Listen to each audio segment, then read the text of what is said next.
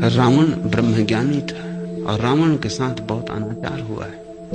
और दक्षिण में जो आज रावण के प्रति फिर से समादर का भाव पैदा हो रहा है, वो अगर ठीक रास्ता ले ले तो अतीत में हमने जो भूल की है उसका सुधार हो सकता है। लेकिन वो भी गलत रास्ता लेता मालूम पड़ रहा है दक्षिण का आंदोलन। वो रावण को तो आदर देना शुरू कर रहे हैं, राम को अनादर देना शुरू कर रहे हैं। आदमी की मूढ़ता का अंत नहीं है, वो अतियों पर डोलता है, वो कभी संतुलित तो हो ही नहीं सकता। यहां तुम रावण को जलाते रहे हो, वहां अब उन्होंने राम को जलाना शुरू किया है। तुमने एक भूल की थी, अब वो दूसरी भूल कर रहे हैं। रावण ब्रह्मज्ञानी था, ये भी परमात्मा की मर्जी थी कि वो ये पार्ट अदा करे। उसने ये भली तरह अदा किया।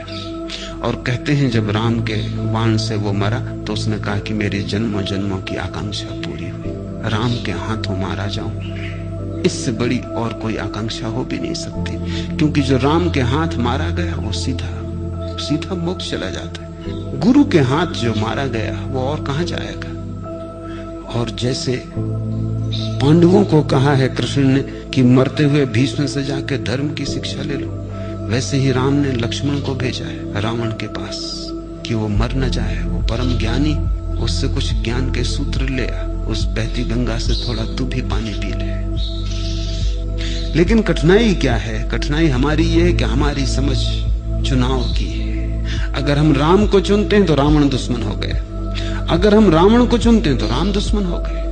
और दोनों को तो हम चुन नहीं सकते, क्योंकि हमको लगता है दोनों तो बड़े विरोधी हैं, इनको हम कैसे चुने। और जो दोनों को चुन ले वही रामलीला का सार समझा, क्योंकि रामलीला अकेली राम की लीला नहीं, रावण के बिना हो भी नहीं सकती।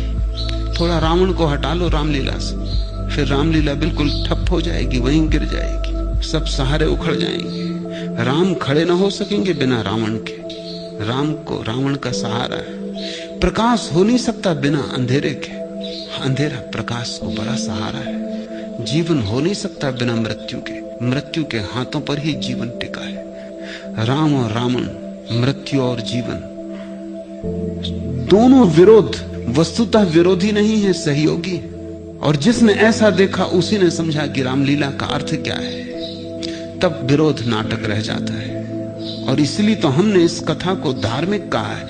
अगर वह मनुष्य हो तो कथा नहीं रही, इतिहास हो गया। इस फर्क को भी ठीक से समझ लो, पुराण और इतिहास का यही फर्क है। इतिहास साधारण आदमियों की जीवन घटनाएं, वहां संघर्ष है, विरोध है, दुश्मनी।